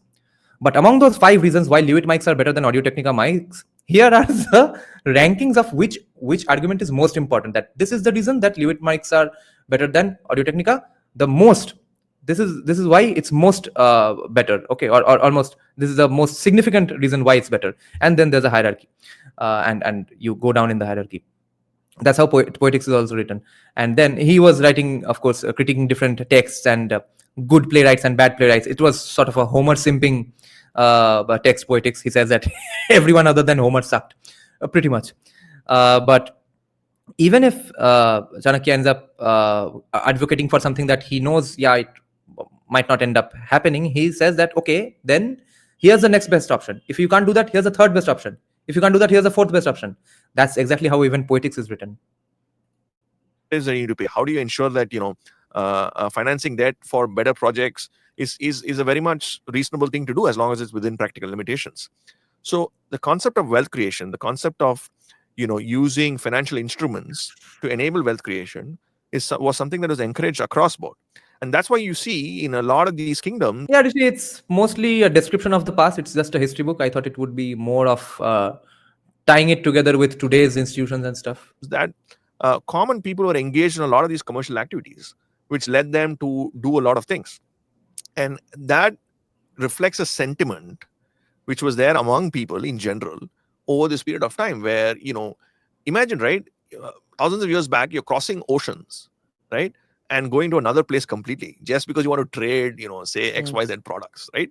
So if your wealth creators are such a big taboo, why would people want such a life Yes, Goddank. His view of economics is pretty different from RS's view.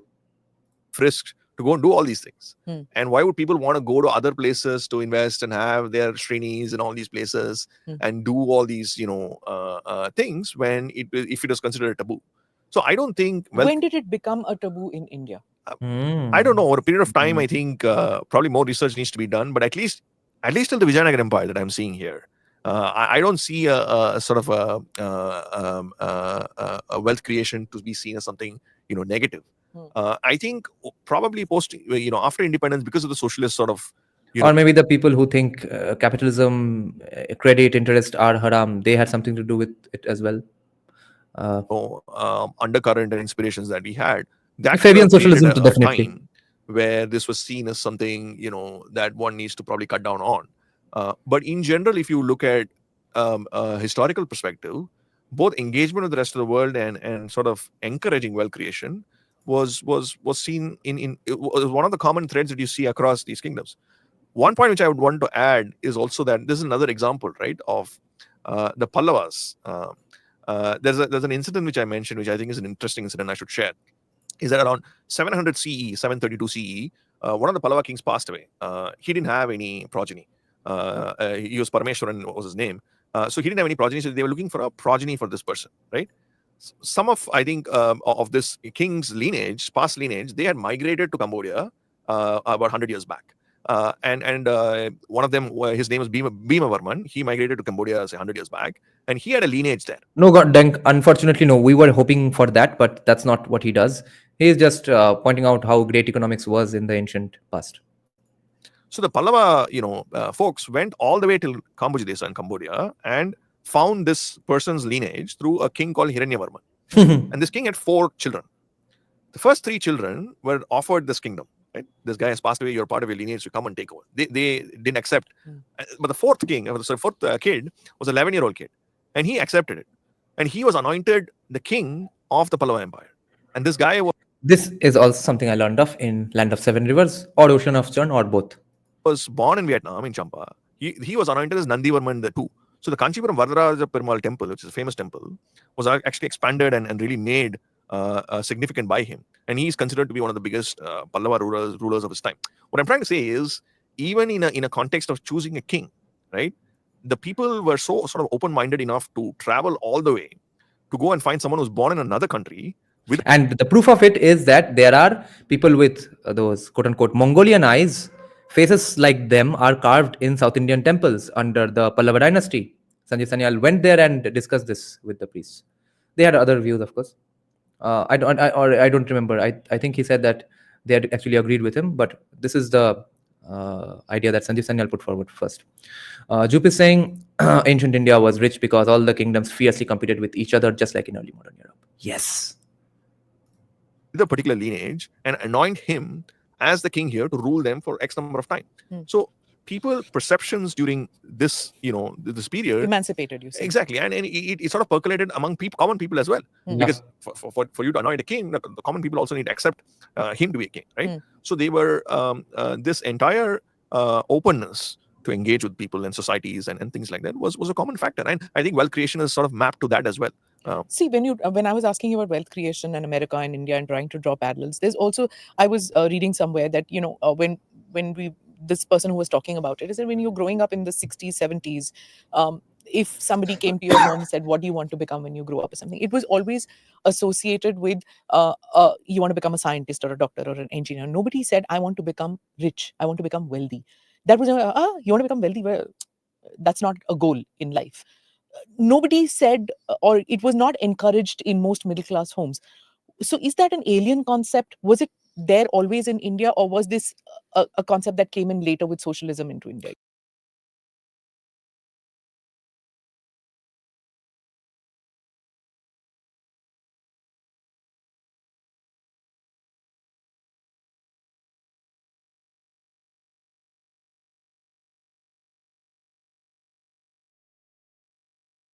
You think? I think it came in later because, you see, in those times,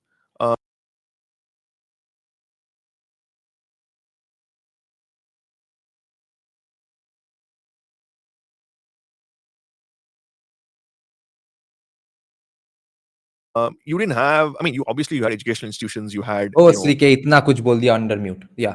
So I should never mute. That's a lesson we learned today. So what I was saying is, where did you come to a live stream after 2 years of discussing these things? Free market, and free market, and individual rights. Individual rights we already have, but reservations are offsetting the individual rights. So we need free markets, different kinds of job opportunities, and along with that, the state has to stop recognizing caste identities and stop asking you to write your caste everywhere, and of course stop giving reservation as well. So which is to say, they have to stop incentivizing you maintaining your caste-based identity. If you want to maintain your caste-based identity without any government benefit or oppression, government-based oppression or government-based benefit, state-side benefit, feel free to keep it up as long as you can. I don't think it will be you will be able to do it more than 1 or 2 generations, but the state has to get out of it, which is again exactly what Savarkar talked about. But anyway, that free market society will eliminate caste based bad behavior. the need for education and having professions such as this. But by and large, entrepreneurship was sort of a vehicle for people to do their own activities besides agriculture. Trade and entrepreneurship was an important sort of segue for people to earn money and do things. So in terms of opportunities, probably it was not as diverse as what it is today. So I think they were sort of encouraged to do this if there was possibility or expansion of possibilities in these areas. But this deliberate sort of toning down of wealth creators, I think that's a post sort of probably a socialistic phenomena which Isn't sort it? of I mean, creeped you're in. just saying like there are families where it wasn't encouraged among your children to have wealthy friends. You know, Right. if friends, if your son or daughter had, and they were of impressionable age, don't mix with very wealthy people or children of wealthy people. No, that's not. You wrong sets of values will come in. So from the childhood itself, it's ingrained that those who are from wealthy families are people without scruples. So people who hate RSS forget that Deen Dayal Upadhyay wrote that capitalism or any kind of free markets are bad. That's Western style capitalism, because people with the most brains will monopolize the most amounts of power. बुद्धिमान लोगों के हाथ में पैसे और क्षमता चले जाएंगे, इसलिए इसलिए कैपिटलिज्म खराब है. ओके, बुद्धिमान लोगों के पास पैसा क्षमता नहीं होना चाहिए, मेरिट की मां की. That's what you have to believe in. Okay, only and only if you are not buddhiman, only then you deserve power. क्या genius, क्या argument है. वाह वाह वाह वाह. So that's the kind of training that comes in. Whereas if you see historically, culturally, you have Krishna Sudama friendships. Correct. You have stories Raja or Rank, which we've all grown up with. So there is a dissonance there. So I'm just wondering, if it was not part of our culture and heritage, where did that come in? When did it come in? This kind of values. I think the post-British, environment was that we were so crippled in a variety of ways, right? We were in deep poverty, in terms of our identity, our civilizational identity. It was taken a sort of hammering. So at various levels, we were sort of really, both mentally as well as societally, at a very low phase in terms of confidence, in terms of what we are and things like that. So the expectation was that everything that's going to happen is going to be something wrong. So the security element of it somehow creeped in along with some of the other tendencies over this period of time, where we always want security, and we want to move away from the sort of poverty cycle to reach some level of economic comfort. And the safest way to do it is what we were seeking because of the past, that especially the recent past, which which we were subjugated to a variety of both external threats as well as internal threats, and it seeped into society because we were extremely poor and we had to come out of it. So I think that also played a role. Has that conditioning, do you see it, because you're sitting in the US, do you see that conditioning withering away within by India? You have an external perspective as compared to us who live here. So do you see that withering away, that kind of? Definitely, I think what I find is, especially over the last 10-15 years, there is a definite change in the approach or the mentality of a lot of the young people, right? The entire startup movement, the entire sort of embrace of Bharatiya ideas. I mean, let's take this book, right? For example, when I wrote Dharmanomics, I had to wait for like 4 or 5 years for a publisher to say yes to it, because I didn't want to dilute the content and things like that. But the book really sold well. I mean, became a national bestseller. But for someone who's not an established author, it was. But what I noticed is there's so much interest. I mean, there is so much interest on subjects like this, and yes, and also because people haven't read Land of Seven Rivers. But Rishi, let me point out to you what Hindutva 1.0 Gandhian socialist RSS guy would say to you for standing Banya so much. Okay, they will say that भाई हमारे तो इतने सारे Hindu billionaires है, वो क्या उखाड़ रहे हैं? Therefore, what's even the point of having prosperity or rich people in our society? Because they will turn up like the people who fund cricket tournaments in USA, not to any nationalist cause and stuff. So they don't realize these are the descendants of Congress cronism, or who are the absolutely new age people. They are a bit crony, somewhat crony, but they are a little different from the past Congress cronies. But here they are the outliers. We are not in a situation where it's most people are being encouraged to do these things. मैं ये नहीं बोल रहा हूँ कि encouragement करने से ही सब कोई बिलियनियर बन जाएगा, मगर हमारा सोसाइटी ऐसा नहीं है. हमारे सोसाइटी में अभी तक ये लोग उठ रहे हैं. I don't think present tense is too fair, but up until let's say last 5-10 years, the only people who were able to become this way was because of doing a lot of shenanigans. अब जब तुम शिनानिगन्स पे इतना भरोसा करोगे, तब वैसे ही लोग निकलेंगे जिसको और कुछ आता जाता नहीं है. तो like I have heard this criticism that oh yes, these raitas are just about Dharmanomics, no dharma and stuff. तो भाई Dharmanomics का ऑपोजिट तो है, पहली बात तो है भिखारीपना, मगर Dharmanomics सबके लिए होना चाहिए. An egalitarian Dharmanomics, not just for those people who find out connections with the government. And this is a reflection of people trying through sort of common people who are not political, who don't have any sort of, who are trying to find themselves, find their own identity. And I think gone is the past where whatever that, some white guy says that we have to, think is some, glorified truth. I think people are questioning far more. I think technology has played a very important role because now consumption of information is, so much online available. So the entire prism of NCERT textbooks is gone, right? So most people consume information away from, podcast and things like that, right? I think democratization of information, that is one. And also the fact that, Bharat is being seen more and more as a consumer, as a central superpower, or a superpower that's trying to something, or a country that's becoming a superpower. One of the central players in the global game. And I think that makes a very important difference because when you are at the central of geopolitics, then what you represent defines what the rest of the world thinks about you. Yes. And if you provide solutions for the rest of the world, it again, gains more credence on what you were and what are some of the ideas that you were that made you what you are, right? Because you're seen as a successful, up and coming civilization, not a snake charming, poverty driven, sort of a civilization. So from a Western point of view, or even from a sort of non-political Indian point of view, you are seen as doing something right? So then your ideas, your thinking takes center stage. So that's why my thinking is that a lot of these ideas that I talk about, these will be ideas in another 10-15 years getting center stage. Because if you look at a lot of the issues, global issues, right? Climate change, sustainability, global peace, stability, wealth creation, all these things have lessons from our past, which we can really use and sort of. And without large scale economic prosperity, तो we will never get to a pro environment society. Bhai, poor people can't afford to care about the environment. At best, they'll worship some tree in their locality or some mountain in their locality. उससे ज़्यादा large scale कुछ pro environment मानसिकता होगा ही नहीं. The best way to help the environment is make as many people as rich as possible as soon as possible.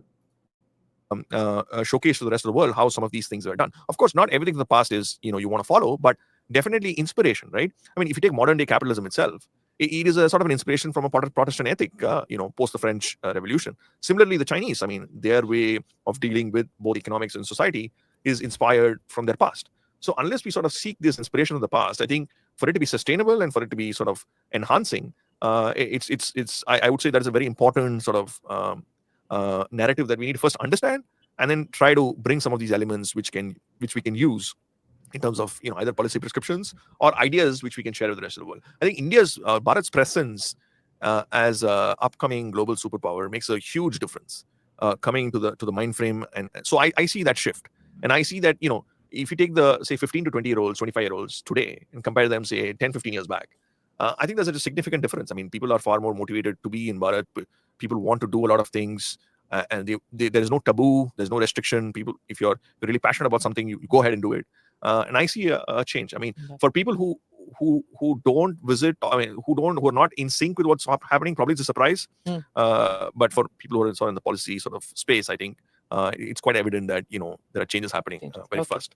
Since you're based in the US, I want to know to what extent did the economic policies of Donald Trump help him get elected? पहले Singapore में थे, अब based in US. Western style capitalism, इसलिए तो ये सब western propaganda ही है. As opposed to Kamala Harris. So that's a tricky question, I guess. I don't know. I think like in all other political entities, I mean, time, context, situations vary, and I think the United States is a different breed compared to other countries, primarily because 3-4 states basically determine how the. But this time, all the states. Right? That's right. I mean, what I'm trying to say is the underlying sort of focus is that these states sort of determine the electoral outcome. And I think in this particular case, I think a variety of issues, to do with age, to do with the economy as well, because even though current indicators are much better than before, but still the messaging that was done, because Donald Trump claimed that M. Shastri is extra harsh today. I'm liking this anger and frustration in M. Shastri. This is constructive rage. By the way, Rishabh, I heard that BJP is about to win and stuff. Outravery करके जीता है. ठीक है, but Kejriwal से तो कोई hope ही नहीं है ना. वो 60 साल रहेगा, 100 साल जिंदा रहेगा, सीएम रहेगा, फिर भी रेवरी देता रहेगा. बीजेपी से एटलीस्ट होप है कि उनका आइडियोलॉजिकल टिल्ट थोड़ा बहुत आजकल प्रेशर में आके भी हो, जिसलिए भी हो, थोड़ा बहुत तो अलग डायरेक्शन में जा रहा है, तो वो किसी ना किसी दिन दिल्ली में आएगा शायद. मगर the problem with freebies is that once you announce a freebie, it becomes almost impossible in a democracy to stop it. So let's see if they will ever stop it with the fear of Kejriwal coming back to power looming over their heads. So not anytime soon, of course, but someday. Kejriwal के case में तो problem है कि वो someday भी नहीं होगा. अरे बाप रे, थिंक स्कूल में उसका इंटरव्यू देखा थोड़ा 5-10 मिनट, उसमें ही तो कितनी बार फ्रीबी जस्टिफाई कर दिया उसके सामने बैठकर. और क्या नाम है उसका, गणेश, उसको बोल दिया कि अरे भाई तुम तो प्रिविलेज्ड हो, तुमको ये सब समझ में नहीं आएगा. Kamala Harris's economic agenda had wiped out 30,000 private sector jobs and 50,000 manufacturing jobs, and he's promised to cut taxes, end inflation, lower the prices, raise the wages, bring back factories to America. Is this just rhetoric, or do you think it actually clicked with Americans? Did economy and economic policies and the promises he made, did that click as compared to what Kamala Harris or the Democrats were doing?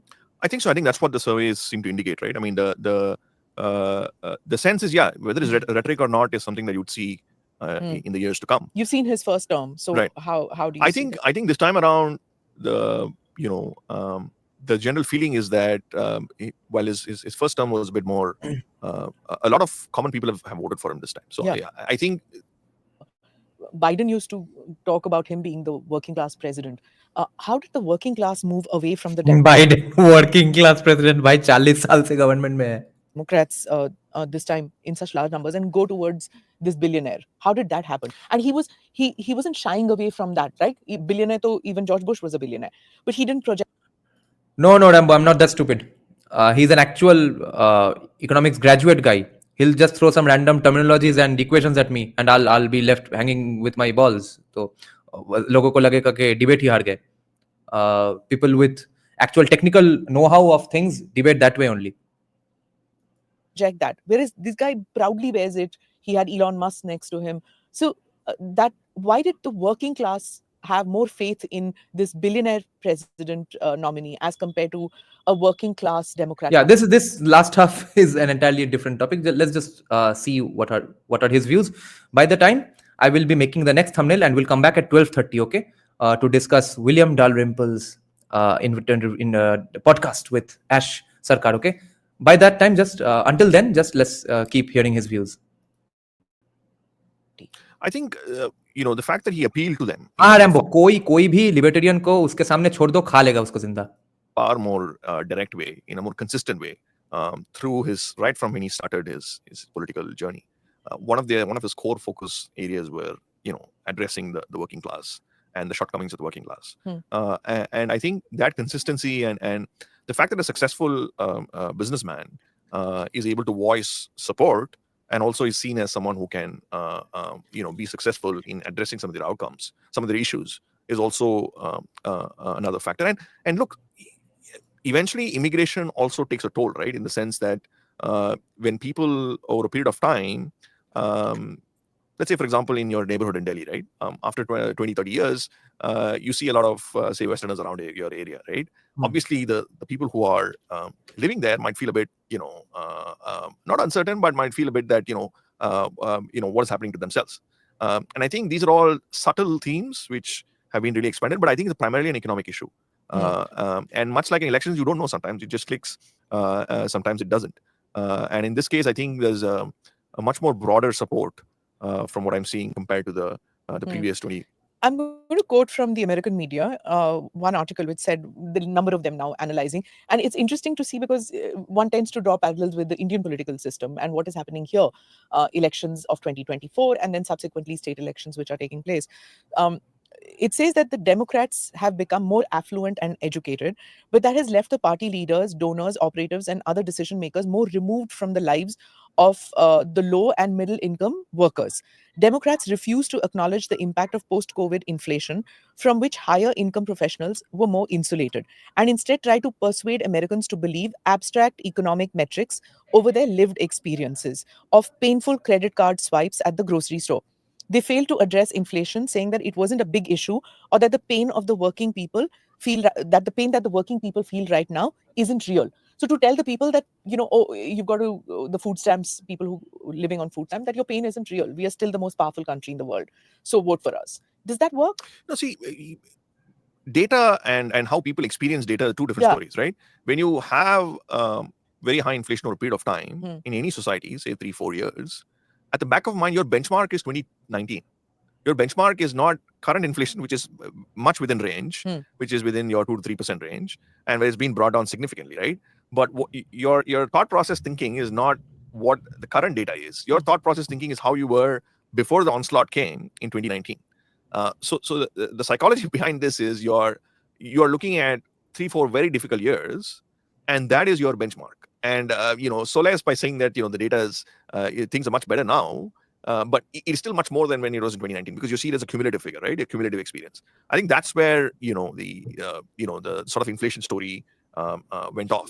And if you really look at the policies of the Democrats in the 1990s, it's like a complete 180-degree turn to what it is today, right? I think a large section of what these people are saying is probably they want to see more middle ground into a lot of these policies rather than being on extremes, or at least create a perception. I think everyone in the top positions, top rungs of power today in USA are former Democrats. Tulsi, Vivek, Trump, RFK Jr. Most of it is perception and how that perception was created. And also a lived experience. I mean, is there a lesson for Indian politicians to learn from this? Definitely, right? I mean, to be more rooted on the ground. But I don't make any pretensions of judging an Indian politician. I feel that the Indian politician is probably the job of an Indian politician is probably the most difficult job probably in the country because there's a lot of judgmental accusations on them, but the amount of work that they are put to subject to and the amount of requests and amount of expectation that they have. Yeah, Vivek Ramaswamy and Trump never worked in ground level. They never handled blood donation camps and flood rehabilitation, etc. How can they be good leaders? People is intense. I mean, being an Indian politician is no joke. So that's I would say a foundational compared to any Western country, right? Because the challenges here are 10, 100 times more, and the expectations also varied, right? Because we have so many sort of cultural connotations, cultural differences, geographical differences, linguistic differences. So each area, each a state has its own complexities.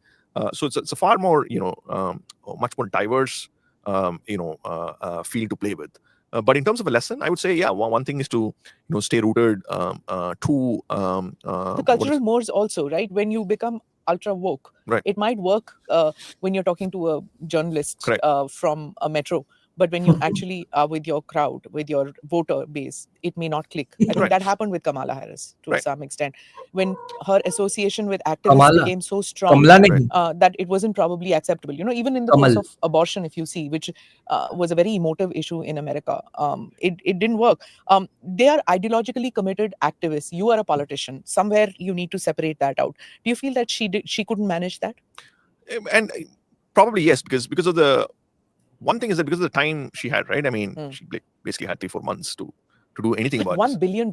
Yeah, How I can agree. you mess with that, even if you have that kind of short time span? Right. I think one other lesson is, whether you're an actor or whether you're a person with mass appeal, eventually you have to be a good politician to succeed. In the sense, an electoral politician.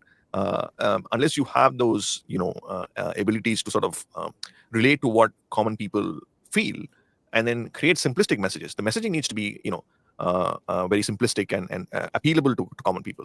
And I think these factors also played a role. See, tell me, she kind of almost embraced socialism. The way she had these activists, agenda-driven activists, she almost embraced socialism. Then she gets this $1 billion infusion in the shortest period of time. That obviously means industry backed her quite a bit, as compared to a billionaire who's market-friendly, capitalistic to the core. So industry backs her, Hollywood backs her. So the messaging is taken care of when you have Hollywood backing you. The money is taken care of when capitalists are backing you. Socialists are in your pocket because your agenda is socialistic in nature. So what went wrong then? Why didn't people vote? Because the messaging you're talking about is with the elites, right? I mean, the Hollywood messaging is for the elites. I mean, whether the messaging percolated to the common people is the question, right? And whether there's a need for change. Just because, I mean, another point is that just because people voted for Trump doesn't necessarily mean that he is their sort of iconic candidate. It could be, given the options that they had, they felt that this was probably the better of the worse, because they had only 2 options to choose. So we can read a lot into these numbers, but I think the underlying impression is that the people wanted change for a variety of reasons, and that's what I would say the results. So, the inclusion of Mike Waltz and other China hawks in the Trump cabinet, do you see a sharp pivot in the new administration in January when they come in to take a very कितने साल strong से anti-China? China वहां पे academia fund कर रहा है, वहां पे मूवीज फंड करके करके थक गया. सारे के सारे मिशन इम्पॉसिबल मूवीज में रशिया को विलन दिखाता है चाइना फंड करके. Stand, and will they delist companies, Chinese companies on the Wall Street? Will TikTok be banned? Like, how do you see this happening? Will it be sudden, TikTok खरीद लेगा. gradual, or No. will it not happen at all? Like many things with the new administration, I think we don't know how it's going to happen. But I think it's safe to say that the sort of anti-China worldview is something that is sort of ingrained now in Washington, irrespective of the party. I think whether the Democrats or the Republicans, most of the tariffs which Trump had were kept. Yeah, in the Biden administration. So I think the sense of China being the single biggest competitor, I think it's resonated and quite strong. Across parties. Do you see this even in academia, where in the US, you live in Washington, D.C. So do you see that among think tanks, among students who you interact with? I don't see much on from the think tank and the university space, but I think eventually at some point this will also percolate there, because if the politicians have some of these issues, then they would sort of distill down to some of these institutions as well. It's just that over a period of time, especially post 2000 till about 2014-15, China had sort of a free run, right, in the sense, at least with regard to the United States. So their sort of geopolitical competition scene as something that is intimidating or something that was seen mostly Hmm. after the Trump phenomena. And now that is, I think, sort of inbuilt into the American political system. So I would be very surprised if they relented on some of these things. But how drastic it is going to be, again, that's something you need to wait and watch. Do you see any kind of a ripple effect on China, for example? Do you think that Xi's expansionist plans will have speed breakers, or will he stop it? You don't know, again, how the Trump-Xi equation works. The thing with the Trump administration is, the unpredictability can work both ways, right? In the sense that it can What we ensure saw with Korea. exactly. I mean, it can be it can be a sort of a threat that is always hanging on your head that could push people to sort of tone down their narratives, or it could work the other way around, where they just say that they've had enough and they're going to go on their own way. So it's a bit dicey to see, but I think the dynamics of the first term, at least from my vantage point, my personal vantage point, personal view, is that it would be something that would extend this time around. But I think one hopes that they would learn from the mistakes of the past, and the mandate now is far wider in the sense, the 2020 win, or sorry, 2016 win was sort of seen as a one-off, but this is not seen as a one-off. This is seen as much more wider mandate for other set of issues, not just on the economy or China. There are social issues, there are other issues that people are Migration. Correct. Immigration is an issue. Illegal immigration is an issue. Wokeism is an issue, for example. And then there are societal issues. So there's a much wider ambit, much wider coalition, because a lot of people have supported him this time around. So it'll be interesting to see how He promised it last time also about I will drain the swamp and things like that. See, another thing is what is rhetoric and what is actionable, right? I mean, But this time he's, even before swearing in, he has Elon Musk and Vivek Ramaswamy in this new department which he's created. Right. So it's rhetoric. Yes, I knew, everybody knew that he's going to get blamed for this whole rhetoric business. So he's already formed a new department, this Dodge, right? That's how they pronounce it, or Dodge. Right. Dodge, I think. So he has this Dodge department for small government. Do you think that that's going to take off immediately, and it's going to improve efficiency in DC? I mean, these are all well-intentioned or seems to be really aggressive. Did you all hear the news? There's one NRI 22-year-old guy as well, Akash Boba or something, or Boba. So Elon Musk has hired 5-6 nerd kids to work 22 hours and fuck the shit out of their bureaucracy. Moves, but eventually the bureaucracy, as you're aware, whichever country, they're the permanent folks who are on the ground, right? Yes, they are the one who prevail. They are the deep state. They are an institution that looks after its own interests. So how much of this rhetoric changes into action, and how much of it is an action which can be done within a short period of time, which is 4 years? 2 years, yeah. Yeah, is a story by itself. So we need to watch how these things pan out. And given how government works, and Therefore, in these situations, incremental change can't work. You have to burn the entire thing down. how governmental institutions can have their own way on some of these things, I would rather sort of wait for judgment just to see how these things pan out. Because they're talking in terms of very brutal slashing of bureaucracy. Yes. Right. It reminded me a bit about when Rajiv Gandhi came to power in, well, only one term he had, but he was also talking in terms of this, that we need to slash bureaucracy. Every reformist prime minister who comes talks about this, that bureaucracy, we need to lessen it. Bureaucratic reforms are necessary. Police reforms are necessary. I'm talking about India. But once they get into the system somehow convinces them not to make these changes. And then we have in India things like coalition governments, and then it becomes difficult. And then we have continuous elections which take place. So if you're going to bring about reforms, it's going, like whether we had agriculture reforms, anything, there's such a pushback for any kind of reform because nobody likes their area to be. So do you think that he will be able to bring in these brutal reforms? He will be able to bring in them, or I mean, if he says he's going to do it, he will do it. But question is whether it's going to be successful or not. Right? There's a difference between why won't it be promising successful? something, you trying to execute something. Because see, the United States is a very the president of the United States, while he's supposed to be the most powerful person in the world, he is controlled by a wide range of factors. I mean, this Congress. Yes, it's called decentralization and states' rights. But in this case, since it's a landslide, gigantic narrative shift, gigantic Overton window shift, so all other Republican politicians in the entire country will have to kind of play by the rules now. There is Senate, there are the courts, there are various levers, institutional levers for policy to be, to be pushed through. And there are lots of checks and balances. It's done in a way. So that's why even the American electoral system for all its flaws and for all the jokes that people talk about, it's designed in such a way because you want, I mean, if you really think about it, right, it's all those 50 states or 50 plus states that basically determine they have their own electoral systems, and they come to an outcome, and then there's no central sort of election commission sort of a shop. Yeah. But it is designed in such a way that there is no, if there is a demagogue or some, that no one can fuck up the country too much. You can fuck up the country a little, and for some years, but not forever and not completely.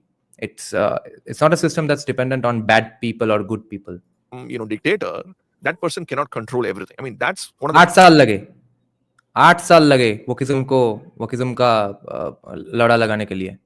primary prisms with which the American system was developed. Checks and balances. So, and the checks and balances are very, significant, right? I mean, if you don't have, say, for example, control of both Congress and Senate, the president is literally a dummy in the sense the only thing that he can go beyond these two guys is on is on executive orders or something of national security concern. But he has now control of both the house. Correct. So even then, you need, yeah, we know this stuff. So let's end the live stream now. I'll come back in 3 minutes. I might be 1 or 2 minutes late, so forgive me for that. I'll just take a 5-minute break and come back at 12:30 or 31. Okay.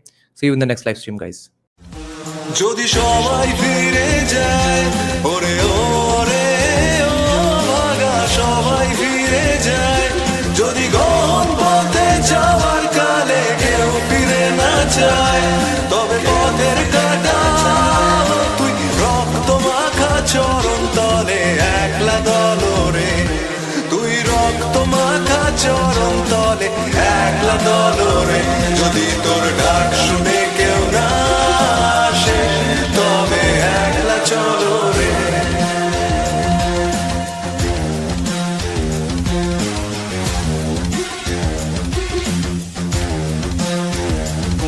যদি আলো না ধরে ওরে ওরে ও ভাগা আলো না ধরে যদি ঝড় বাদলে আধার রাতে দুয়ার দেয় ঘরে তবে বজ্রানলে আপন বুকের পাঁজর জ্বালিয়ে নিয়ে একলা জলরে আপন বুকের পাঁজর জ্বালিয়ে নিয়ে একলা জলরে যদি তোর ডাক শুনে কেউ না আসে তবে একলা চলরে